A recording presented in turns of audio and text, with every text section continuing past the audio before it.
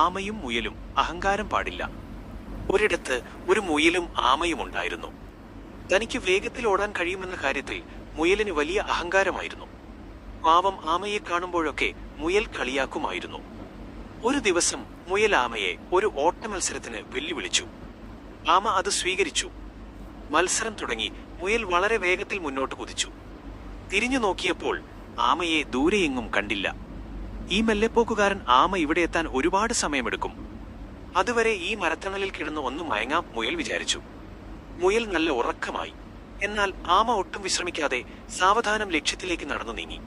മുയൽ ഉണർന്നു നോക്കുമ്പോൾ ആമ ഇതാ ഫിനിഷിംഗ് ലൈൻ കടക്കുന്നു. അങ്ങനെ ആമ മത്സരത്തിൽ വിജയിച്ചു.